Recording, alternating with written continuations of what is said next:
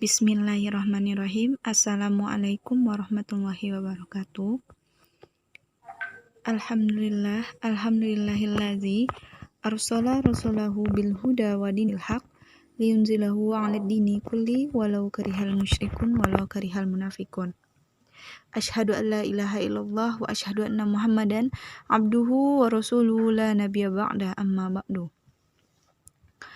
Baiklah yang terhormat Ibu dosen pengampu mata kuliah operasi riset, pengantar operasi riset, Bu Ma Ika Metiza Maris MSI, dan yang saya hormati kakak-kakak dan teman-teman yang mengambil mata kuliah ini. Selawat beriringan salam tidak lupa pula kita kirimkan buat Nabi Muhammad Rasulullah Shallallahu Alaihi Wasallam. Tanpa memperpanjang kata mukadimah, marilah kita awali perkuliahan kita hari ini dengan membacakan basmalah. Bismillahirrahmanirrahim. Sebelumnya saya memperkenalkan diri. Saya dari kelompok 4, nama Mailina Putri, NIM 1830, lokal MTK 5A, dengan materi yang akan saya bahas yaitu dualitas dan analisis sensitivitas. Pertama-tama kita harus mengetahui apa itu dualitas. Dualitas adalah konsep program linear yang sangat penting untuk dikaji baik secara teori maupun secara praktis. Nah, manfaat dari metode dualitas ini yang pertama, untuk membantu dalam pengujian kebenaran nilai optimum yang diperoleh dengan metode simplex. Yang kedua, pembahasan analisis pasca optimum juga sangat penting untuk diketahui secara mendalam. Algoritma yang digunakan adalah algoritma simplex dual, di mana algoritma ini dapat digunakan untuk menentukan solusi optimum pada permasalahan dalam kondisi optimum namun yang tidak layak. Baik, selanjutnya bentuk-bentuk dualitas. Di dalam program linear terdiri dari dua bentuk, yaitu bentuk primal dan bentuk dual. Bentuk primal adalah bentuk awal dari suatu permasalahan program linear, sedangkan dualnya merupakan bentuk duplikatnya. Artinya, konsep primal dan dual dapat diartikan sebagai lawan dari. Artinya, jika ada bentuk primal dari suatu permasalahan program linear, maka akan terdapat bentuk lawannya yaitu bentuk dualnya. Solusi antara primal dan dualnya akan saling berkaitan. Jika suatu permasalahan primal diselesaikan menggunakan metode simplex, maka solusi optimum tersebut dapat juga menghasilkan permasalahan dualnya. Jadi, dapat kita simpulkan bahwa permasalahan primal akan memiliki pasangan dual dan begitu juga sebaliknya. Dengan kata lain, solusi optimum pada dual akan memberikan solusi optimum pada primalnya dan berlaku juga sebaliknya. Baik, selanjutnya menginterpretasi masalah dual. Menginterpretasi bentuk dual suatu program linear, perlu kita ketahui atau memahami bentuk primalnya. Berikut ada 5 hal penting yang perlu dipahami, yaitu yang pertama nanti kita merubah fungsi tujuannya. Jadi sebelum kita mengubah fungsi tujuan dualnya, maka kita harus memahami fungsi tujuan di primalnya. Apabila fungsi tujuannya nanti memaksimumkan, maka fungsi dualnya kita harus meminimumkan. Yang kedua, kita merubah variabel yang digunakan.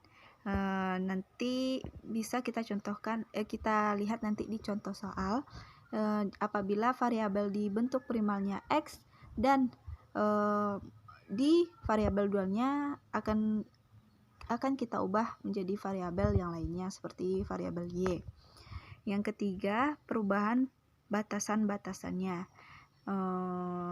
Seperti batasan di bentuk primal tadi besar sama, maka di dualnya batasannya berubah menjadi kecil sama.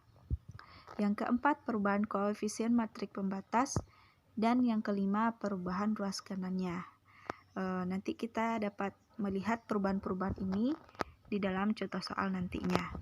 Baik, selanjutnya contoh soal, yaitu tentukanlah bentuk dual dari primal program linear berikut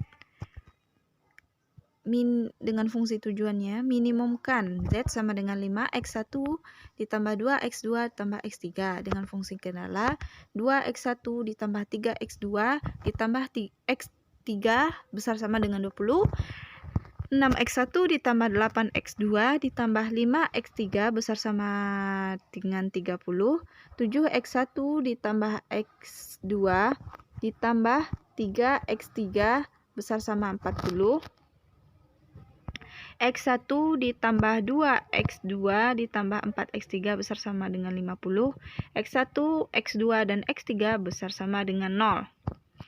Sebelum kita menyelesaikannya, kita harus memahami dulu, yaitu interpretasi masalah dual yang sudah saya jelaskan tadi. Baiklah, kita akan mengetahui perubahan-perubahan yang akan diselesaikan dalam soal ini. Yang pertama, kita harus tahu fungsi tujuan pada dual.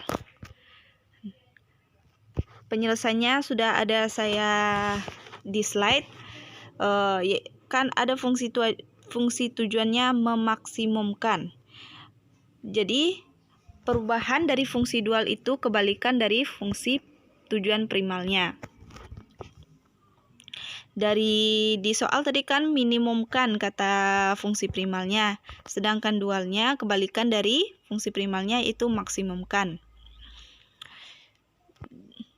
Selanjutnya, fungsi tujuan pada dual itu adalah kebalikan bentuk primalnya, seperti yang telah saya jelaskan tadi. Nah, kenapa fungsi tujuan dualnya W sama dengan 20 W1 ditambah 30 W2 ditambah 40 W3 ditambah 50 W4. Ini disebut dengan fungsi tujuan bentuk dualnya itu adalah nilai kanan dari fungsi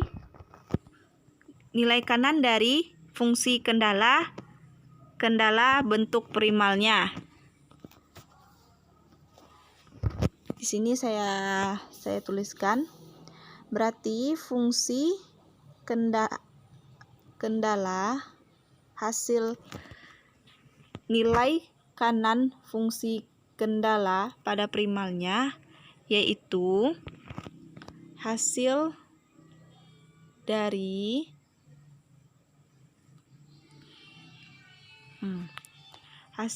fungsi tujuan dualnya. Teman-teman dapat melihatnya. Dan untuk mencari fungsi kendala dualnya, 2W1 ditambah 6W2 ditambah 7W3 ditambah W4 kecil sama dengan 5. Untuk mencari fungsi kendalanya, kita tengok nilai kanan fungsi kendala dualnya ini, yaitu hasil dari nilai fungsi tujuan dari primalnya. Jadi untuk operasi fungsi kendalanya ini kita ambil dari X1 dari fungsi kendala primal. Berarti X1-nya kita ambil, berarti fungsi dualnya menjadi 2X1. Tadi kan variabel primalnya X. Sekarang untuk kita untuk membedakannya menjadi dualnya, maka variabelnya kita tukar dengan menjadi W supaya membedakan primal dengan dualnya. Berarti 2x1 fungsi kendala dualnya 2W1 ditambah 6W2 ditambah 7W3 ditambah W4 kecil sama dengan 5. Dan begitu juga fungsi kendala selanjutnya. Kenapa tandanya diubah? Karena di fungsi primalnya batasan tandanya besar sama, maka untuk fungsi dualnya kebalikan dari tanda dari fungsi primalnya. Sehingga kita dapat melihat bentuk dual dari fungsi primal sebelumnya. Inilah bentuk dual dari program linear untuk primal program linear yang ada di dalam slide. Jadi W1, W2, W3, dan W4-nya besar sama dengan 0. Kenapa tidak diganti? Itu tidak ada masalahnya dengan bentuk dual dari program linear tersebut. Nah, inilah bentuk dual dari program linear primal yang tadi. Lanjutnya, ini standar from-nya agar dapat membuat tabel simplex-nya. Kita akan menjadikan ke tabel simplex, maka kita harus menjadikannya ke standar from. Selanjutnya, analisis sensitivitas. Selanjutnya, kita akan membahas tentang analisis sensitivitas. Analisis sensitivitas merupakan analisis yang dilakukan untuk mengetahui akibat dari perubahan parameter-parameter produksi terhadap perubahan kinerja sistem produksi dalam menghasilkan keuntungan. Secara sederhananya adalah mempelajari perubahan yang terjadi pada penyelesaian optimal jika diadakan perubahan nilai parameternya pada model. Tujuan dilakukan analisis sensitivitas ini yang pertama, untuk melihat apa yang akan terjadi dengan hasil analisis proyek jika ada suatu kesalahan pada proyek tersebut. Maka dengan analisis ini kita dapat memperbaiki kesalahan tersebut. Yang kedua, memperbaiki cara pelaksanaan proyek yang sedang dilaksanakan. Yang ketiga, memperbaiki desain pada proyek hingga dapat meningkatkannya. Dan yang keempat, juga mengurangi risiko kerugian dengan menunjukkan beberapa tindakan pencegahan yang harus diambil. Selanjutnya, perubahan untuk analisis sensitivitas atau uji sensitivitas.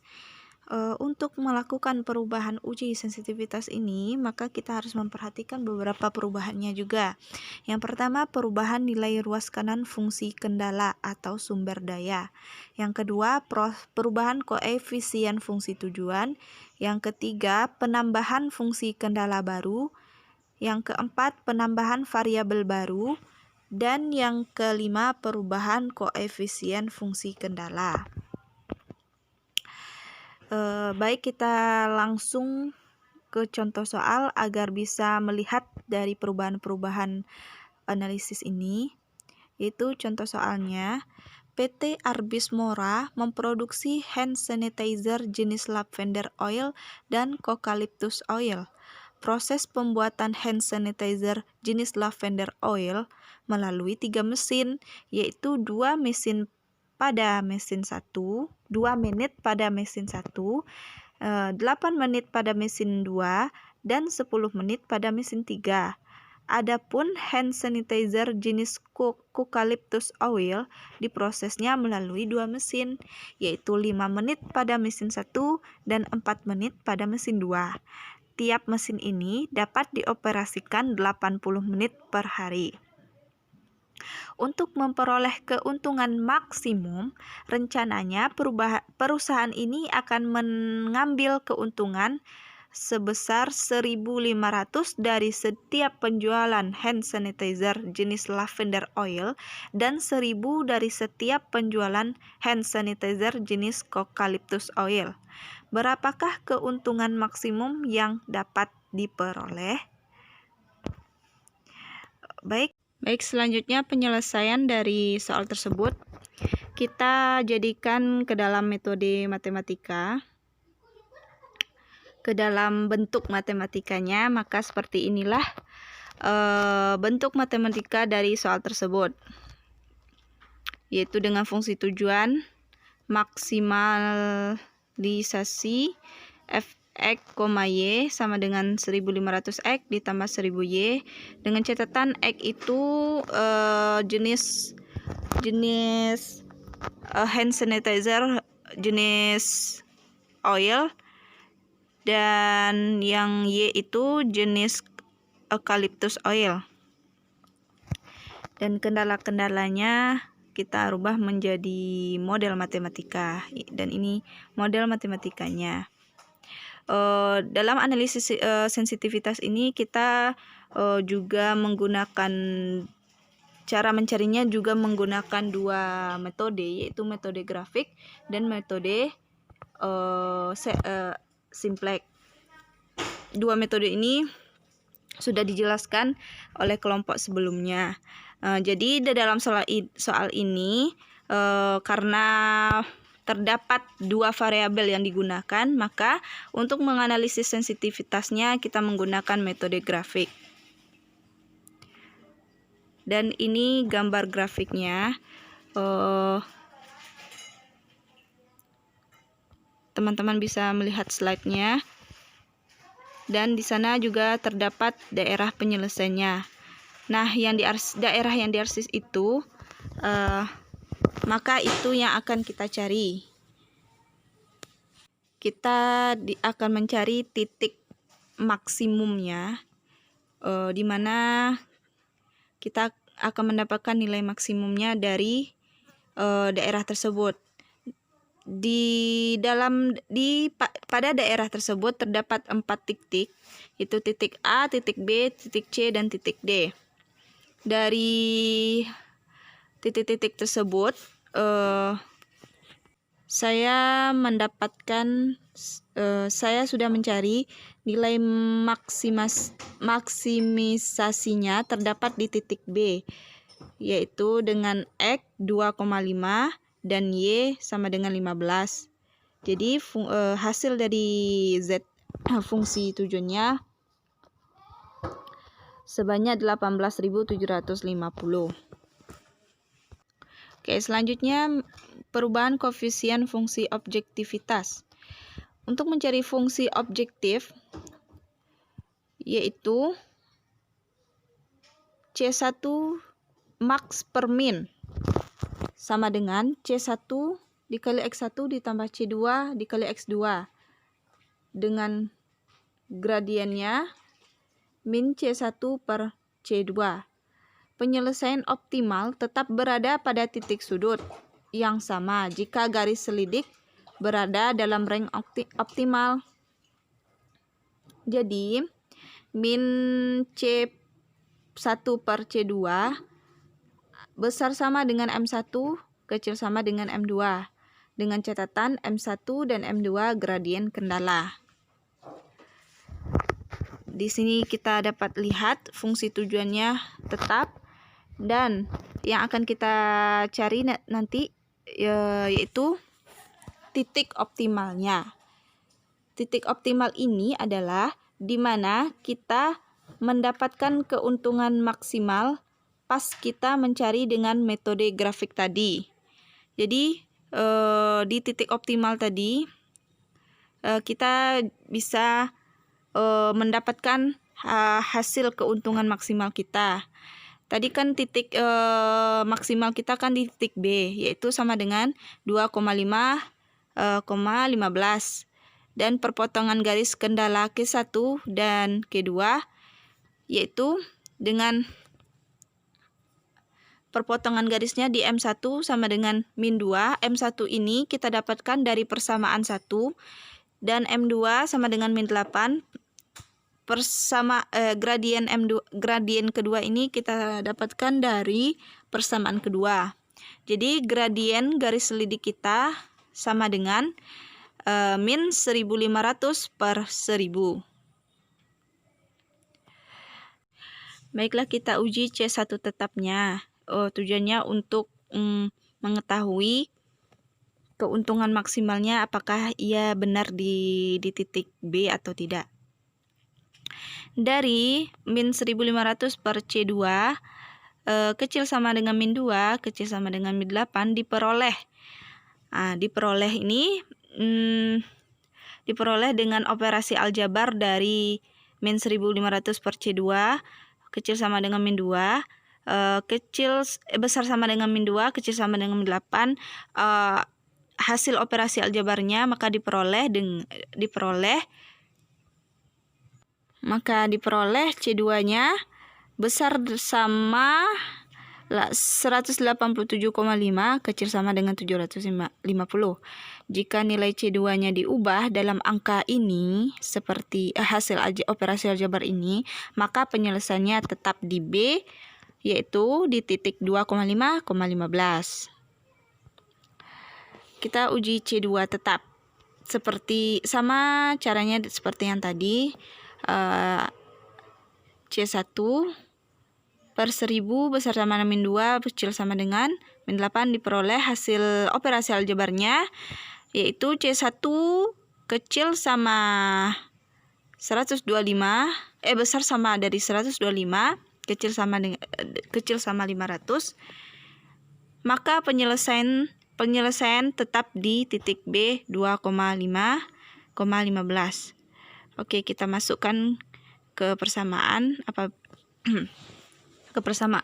dia maksimal atau tidaknya ke dalam fungsi tujuan. Z sama dengan 300x1. Kenapa diambil 300x1? Karena C1-nya di antara 125 ke 500, jadi 300 itu maksimalnya udah lumayan sih. Saya ngambilnya di antara 125 dengan 500 C1-nya. Di X1 ditambah 1000 X2. Jadi penyelesaian optimalnya di titik B, 25,15 dengan nilai disubstitusikan aja ke dalam persamaan tersebut, maka hasilnya 15.750. Dan seginilah hasil keuntungan maksimal dari analisis sensitivitas. Selanjutnya ini terdapat soal. Semoga teman-teman bisa mencari dari soal yang saya berikan ini. Mungkin hanya itu yang dapat saya sampaikan. Semoga dengan penjelasan saya tadi, teman-teman dapat mengerti dan paham terhadap penjelasan yang telah saya jelaskan tadi. Mungkin sekian, terima kasih. Mohon maaf jika salah kata. Wassalamualaikum warahmatullahi wabarakatuh.